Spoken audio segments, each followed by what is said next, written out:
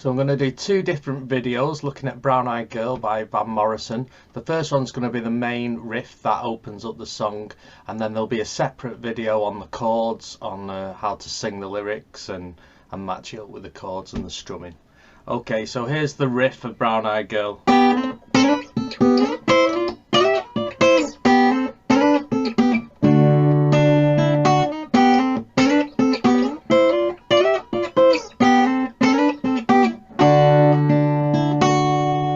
Go into the strumming.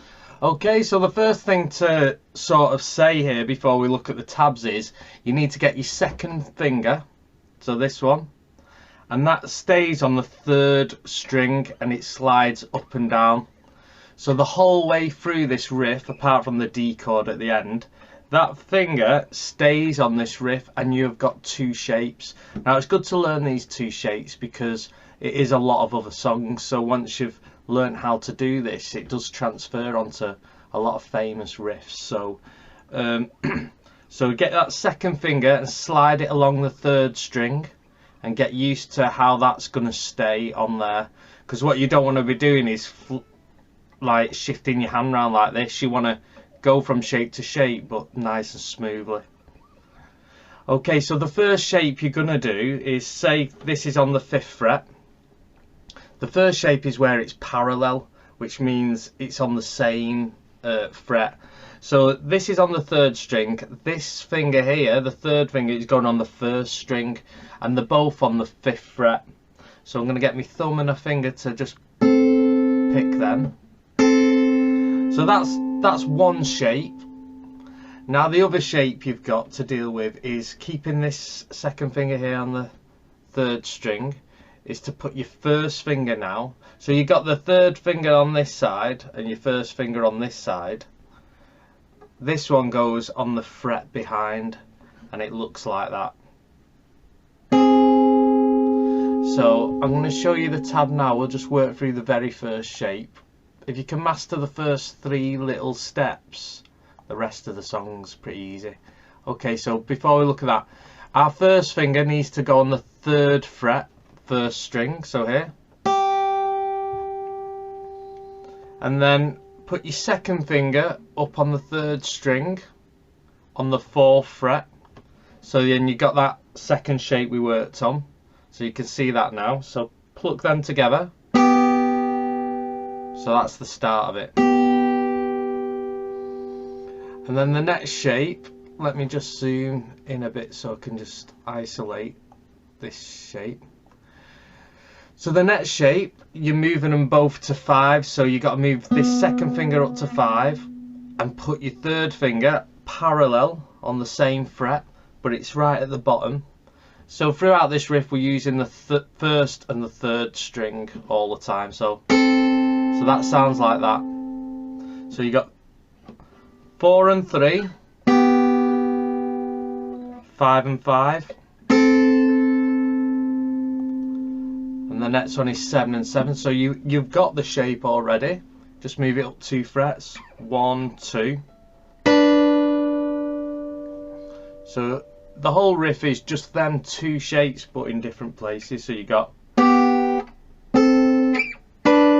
and one thing to note is my second finger is staying on that 3rd string. So look at my second finger. It's my 1st and 3rd finger doing all the work either side. Okay, so the next bit after that, it goes back down. So you're going up the scale to the 7 and back down to the 5, 5 and the 4, 3 again.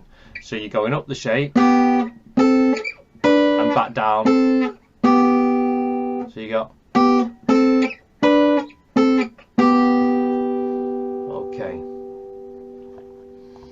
Let's go to the next bit, and you'll be happy to know what I'll do is I'll just show you is where you got this little shape moving like that. The next bit, it's up the guitar fretboard, but if you look at the actual shapes, start on that shape, go to the parallel shape, so you can see that actual shape of that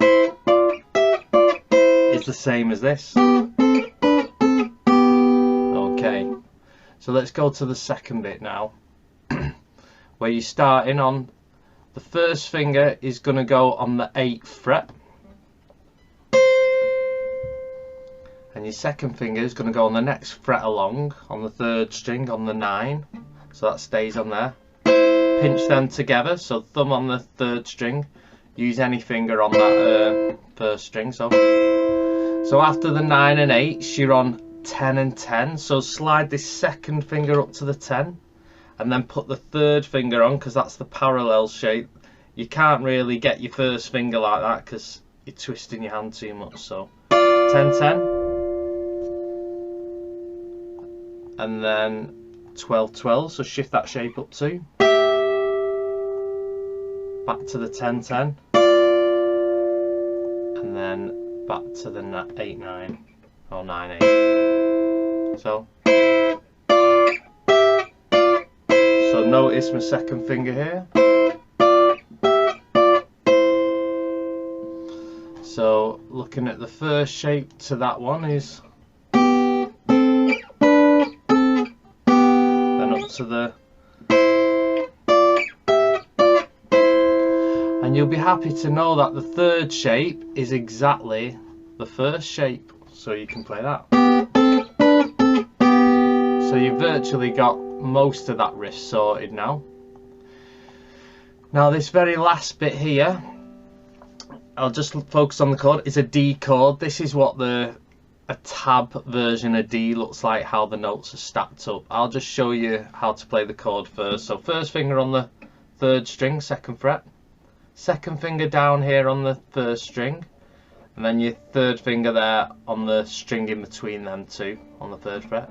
You can just strum down from the 4th string. Now if you keep your fingers there, you will notice when you look at this tab, from the 4th strings are 0, yeah, and then this is on the 2nd fret, this is on the 3rd fret on that string, and the last string is on the 2nd fret. So you can see how this relates to it being stacked up on the tab. So you can see here you're on the D, you've got a 3 there, and then the next note is you're just plucking that 3 on its own. So you can keep that D shape and then just pluck the 2nd string. So this hand doesn't have to do anything. You just strum the chord and then pluck the 2nd string, because your 3rd fret is automatically on. And the last 2 notes are on the 1st string and it's 0 2, but I don't want you to take this shape off. I want you to take the 0 2 off on the 1st string. So take your 2nd finger off and go 0, pluck the 0 and put it back on for the 2. So you might be inclined to go something like this, like that, 0 2, but really you can go,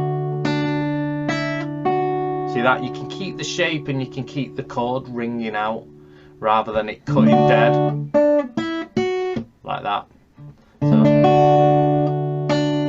lift this 2nd finger off to do the 0 2. It's like you're releasing the note from underneath it. So now if I was on a gig, I wouldn't really be where's the plectrum, I wouldn't really be picking it with my fingers like that. You can do that, that's good, but I do it with a plectrum like,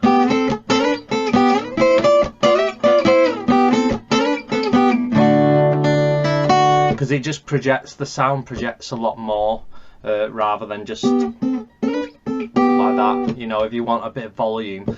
So the little trick to that is I'm playing the shapes, but I'm not going, I'm not just plucking at strumming every string, and I'm not hooking my fingers round like you would do with open chords. What I'm doing is I get it on and I flatten my fingers like that, so pull my hand down, because what happens is this 2nd finger will start touching that 2nd string and it'll cut it off. So listen, so now you only hear these 2 notes, and the middle note, this 2nd string, is cut off by this, because if I hook it round, you can hear it, and then that cuts it off. So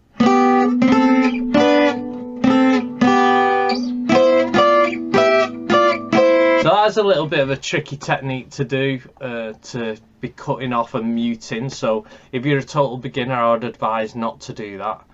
If you were a bit more advanced, the thing that you don't really get told a lot is when you're watching videos and stuff is that there's a lot of muting that happens on in this hand, and sometimes when you're copying someone and you're playing it and it sounds like not quite right, it's because there's hidden things always happening with this hand. So alright, hope you enjoyed that. Thanks for watching. Hope you enjoy the riff. If you just have a look for the Brown Eyed Girl chords and lyrics next. Thank you. Bye.